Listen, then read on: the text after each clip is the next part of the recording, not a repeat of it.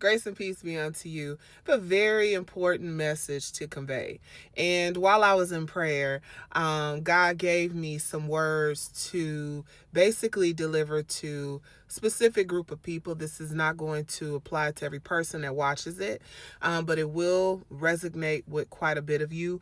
I always say, if you do not allow offense to hit your heart, and you actually receive what I'm saying and ask God to open your spiritual eyes and ears, this will make sense to you in Jesus' name. So I'm going to talk about basically being quiet, and I'm going to open with a proverb.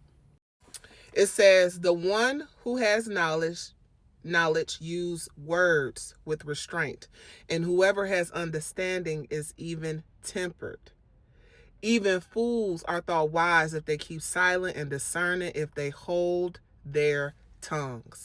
Many people don't understand the power in being quiet. I'm going to say that again for the people in the back. Many people do not understand the power in shutting up. A lot of women and men are going to see this video. Specifically, I'm catering and talking to women. Is that you all are gloating about being abstinent. Okay, it's not wise to discuss you being abstinent. That is actually something private. Honestly, you shouldn't even be commenting that in videos, under videos. A lot of you cause so much unnecessary warfare. You are causing so much unnecessary warfare because a lot of you are spiritually weak. And I'm also going to tell you, it is very easy to remain abstinent. I'm going to say that again. It is very easy to remain abstinent. Okay, it's not that difficult. It's not a difficult practice. A lot of you are abstinent, but a lot of you are still playing with yourself. A lot of you are self-pleasuring yourself. A lot of you have a whole bunch of toys in your home. Okay, and so I say all that to say, stop telling men when you meet them that you're abstinent. Stop telling them that. I read that proverb because I want you all to understand even a fool is considered wise when he shut up. That's what a lot of you need to do. You need to stop talking so much.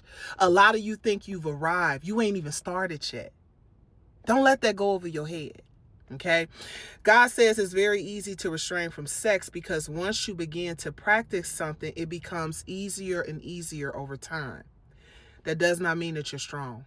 Don't let that message go over your head. Many people are very weak in their flesh. So when you start discussing you being abstinent, you weaken your flesh. Okay? That's what is happening to you.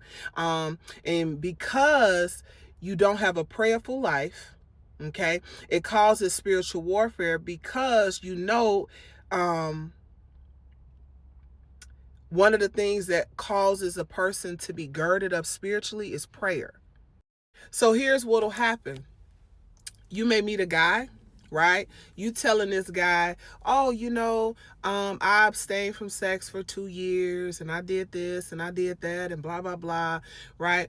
So if this man is a vulture, if this man is driven by lust, he's going to look at that as, okay, let me see if I can conquer her. Okay. And so what happens is because we make so many provisions for our flesh, we fall into traps. Okay. For example, yes, God does want people to find their match, the person that God has for them. He does. Okay. However, you have to be spiritually strong to date. You do. Okay, you have to be spiritually strong to go out on dates. You do. You have to be prayed up. You do. You need to pray to God about these things. Okay, so I say that because a lot of you deem a lot of things as sin and they're not. Case in point, a lot of people think that drinking wine is a sin. It's not. Having a glass of wine is not a sin. It isn't. However, that's not something to promote because most people have no business drinking wine. I did a video years ago and I talked about Starbucks, right? Now, here's the thing. There was a season in my life where God told me not to drink Starbucks. Not gonna hold you. He did. The purpose of the video that I made was because a lot of these false teachers all recycle the same revelation. They all talk about the same people. That's the point of it. And honestly, God is not telling everybody not to drink Starbucks because of that mermaid cup. Because if that's the case, then you all shouldn't go to the nail salons. You shouldn't be going to any restaurant, because most people don't even promote Christianity in any restaurant, any nail salon, any beauty shop, any coffee shop, none of that. So it makes no sense. A lot of you just speak from a very religious standpoint. The very people that are telling you not to go to Starbucks are the very ones doing secret rituals. Let's keep going.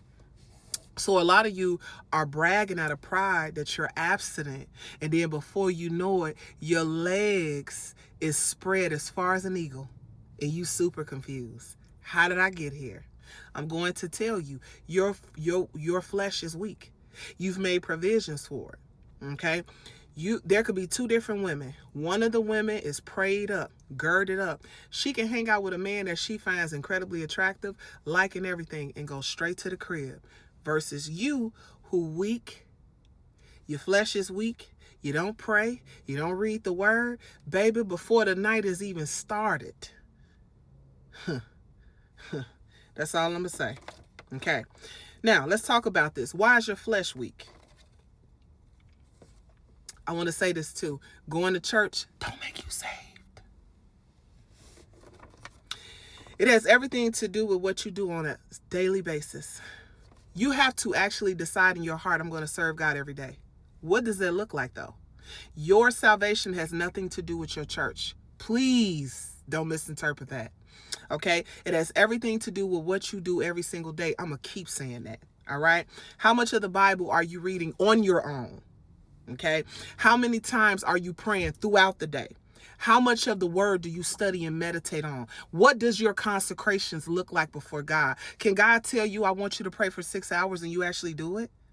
No. No. How much do you fast? A lot of women love telling men when they meet them, oh, I've abstained from sex for 6 months, a year, blah, blah, blah, this, that, and the third. But a lot of times you've already had sex within the first 30 days of knowing these people. You know why? Because your flesh is weak. I'm going to keep saying that. Or you compromise and you put in your mouth and doing things that you have no business doing because your flesh is weak. Now, remaining quiet is a form of self-control. Don't let that message go over your head. When I meet people, I don't talk to people about my TikTok. I don't talk to people about religion unless I feel led. If I meet a man and I could tell he ignorant, I'm not even going to talk to him about God. I'm not. I'm just going to be myself. I'm going to act normal, like what most of you should be doing. Let's read this, shall we? Dear friends, I warn you as temporary residents and foreigners to keep away from worldly desires that wage war against your very souls. Be careful to live properly among your unbelieving neighbors. It did not say to act religious. Then, even if they accuse you of doing wrong, they will see your honorable behavior and they will give honor to God. Notice what it says, your honorable behavior. Which means you can just freely act normal. You can have morals. You can have integrity for yourself. You don't have to tell every man you meet that you're abstinent. You do not have to discuss that. And in fact, if you're having that conversation too soon, that's a red flag right there. God doesn't give you a badge of honor because you decided not to fornicate. You're supposed to be doing these things. Does that make sense? You shouldn't even be discussing this at all. I want to give you all some wisdom for anybody that's dating. Learn how to befriend most people, because most men won't even make it past the friendship level with you. And it goes for women too. Okay? I want you all to understand that a lot of you, your flesh is weak. That's what I want you to interpret from this video. And a lot of you are speaking too much too soon. You think you're way more anointed than what you actually are. And the root of that is pride and self-centeredness and wanting to appear more holy than you actually are. I pray that this message convicts you, speaks to you, and provokes you to change.